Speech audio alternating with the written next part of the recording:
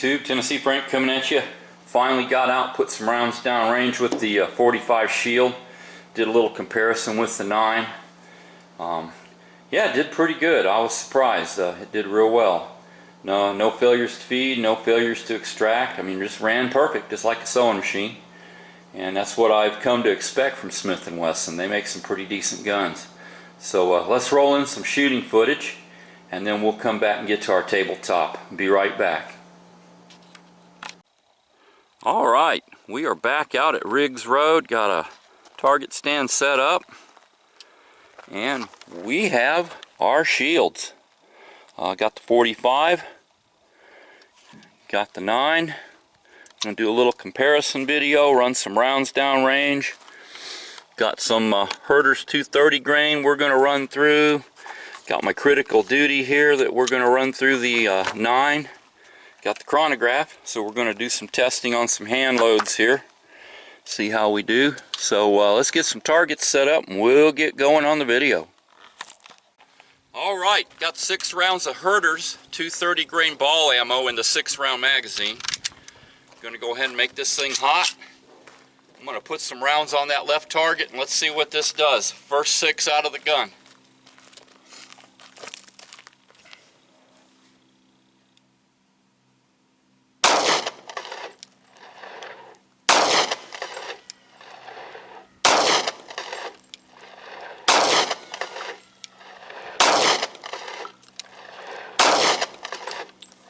Alright, let's go take a look at the target.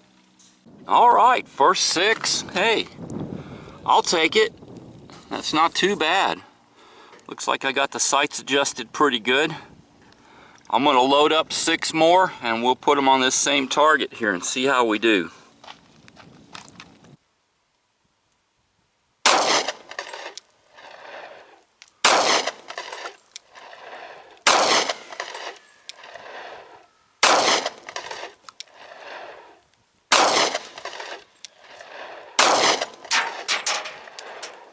Okay, second 6 out of the gun, couple more in the gray. Yeah, I'm pulling her a little left. That's me, that's got to be me. Because, I mean, I'm getting too many here in the gray. But that's not too bad. I'd say for a brand new gun just out of the box, it's hitting pretty good. So, let's go ahead and let's get a side view of this to see what it looks like when you shoot it. Alright, we're going to do a side view now. See what kind of recoil this has. So, put 6 more on target.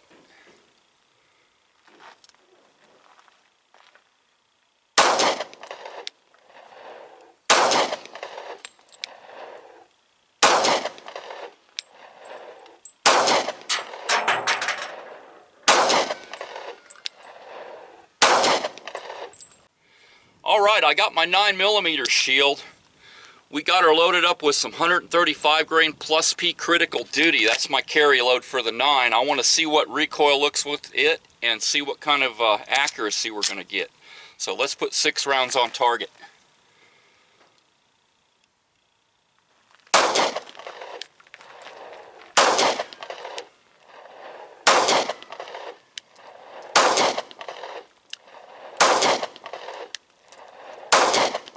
Alright, let's go take a look at that target. Alrighty, here's 6 rounds, couple in the gray. Yeah, pulled a couple. But yeah, that's not too bad. I wanted to test those to see what kind of accuracy. Looks like they're hitting straight. Of course, over here, yeah, we're maybe just a touch high and left on the 45. But yeah, I'm not going to mess with it. It's still getting enough in the gray. So yeah, let's run some through the chronograph now. Get a baseline for both loads, and then we'll move to some hand loads for the 45. Alright, we got the chronograph out. I got 3 rounds of 230 grain ball. We're going to go ahead and run through, and let's get a baseline to see what kind of velocity this little guy's going to give us. Probably about 3 feet away. Alrighty.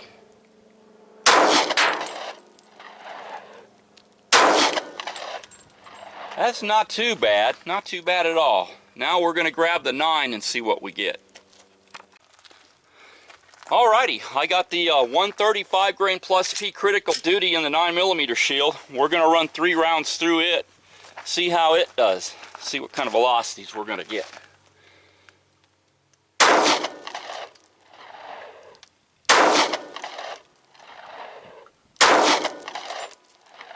Okay, a little bit less than advertised, but they're probably shooting it out of a 4 or 4.5 inch gun. This only has a 3.3 inch barrel, so that may be why.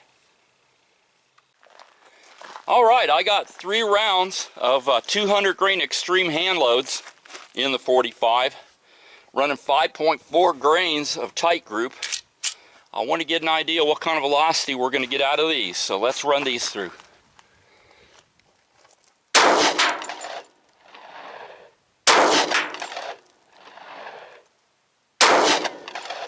Okay, that ain't too bad. Ain't too bad at all for a hand load.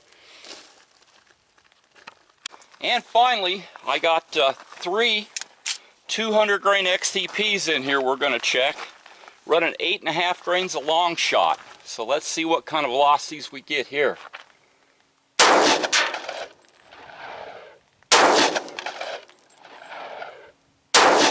That's not bad. I could feel that. That's got some punch to it. Alright, got 6 rounds of the 200 grain XTPs. That's going to be a self-defense load. We're going to put it on target, see what kind of group it hits, and then see what kind of recoil we're getting too, because it feels pretty stout. I mean, it feels like a pretty good load. No pressure signs. I checked primers, no pressure signs, looks good.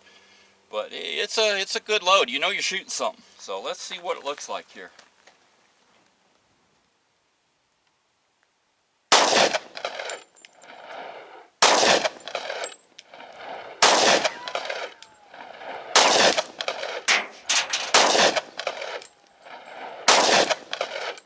Okay, let's go take a look at that target.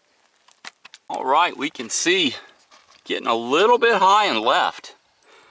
I may have to drift them sights over just a touch. I'm going to run some of the 200 grain extreme hand loads through on this same target, and we'll see what we get with those. So let's put some down range with the 200 grain extreme. They're a little milder, so let's get to that one.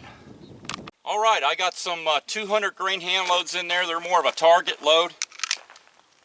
Let's go ahead and see how these work. Going to go at the same target, same point of aim.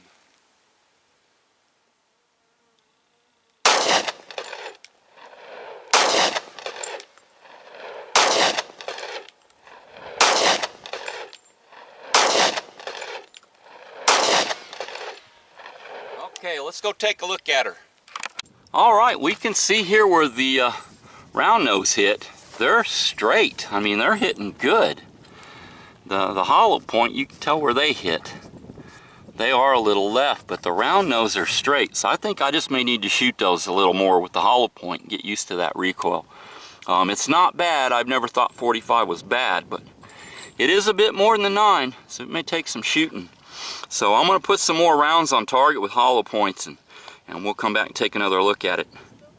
Alrighty, I put 7 more rounds of hollow points on here, and they are hitting left. I'm going to put 7 rounds of the ball and really buckle down, see what I get with that. And if they're not hitting left, then it's probably just going to be the load. I might have to back it down a little bit and not make it so hot. I'm a 1/10 of a grain under max on those anyway, so let's run 7 rounds of ball and we'll look at the target. Alrighty, here's 7 rounds of the ball. Yeah, it's hitting left. I'm going to have to drift them sights just a touch to the right, it looks like. But other than that, it's not grouping bad. This little gun is making some nice groups for a 3.3 inch barrel at 7 yards. So yeah, that's pretty good. So let's get back to our tabletop. Okay, as you see, it shot pretty well. I was real happy with it. Here's the first target, and you can see, yeah, it was grouping a little bit to the left, but not too bad. And then put that larger target up, and still getting left, but I was thinking it was me, so I moved in from 7 yards into 5 yards, and things straightened right up. There's with some of the factory 230 grain ball. nice and centered up. And then here's the target here with some of the plateds that I loaded, and that's centered really well. So yeah, I'm not going to touch those sights right now. Speaking of sights, normally I run the XS Big Dots. Here I'm going to run the AmeriGlow. Of course, it's saying the Pro Eye Dot, but from what I saw, the Pros have a square base. If you look on these have actually a rounded base, and I really like the fact that I have a rear dot, so that I have two aiming points whenever I need night sights, not just the front. On the XS, if you see, it's just a white outline, and I do have tritium front, but no tritium rear. From what I understand, the reason is Nuclear Regulatory Commission says there has to be a certain amount of metal around those tritium vials, and with the XS sights for the Shields and the M&Ps, there's not enough metal. So that's why they're doing that. Of course, I couldn't get a Blade Tech to carry this in yet, but DeSantis has a real nice holster. Very similar. Of course, this had a little extra leg that stuck down, gives you 3 positions. I like it in this position, so I just trim that off to make it a little neater. And that is their Slim Tuck, and it's ambidextrous holster. It's actually a little bit cheaper than the Blade Tech too, so I mean it's a good holster. You know, real comfortable, as comfortable as the Blade Techs. Did do some shooting with the 135 grain plus Ps that I'm running in the Shield. Just put a few rounds through it. Yeah, it's not bad. I had a couple flyers I pulled, but all in all, yeah, I mean it shoots straight enough. Of course, figures that we got here from the chronograph. Herter's 230 grain ball, running 735 feet per second, which is probably 100 feet per second off what would be average for a 230 grain ball load. 200 grain extreme plateds that I loaded up were giving me about 760, which is a good solid target load.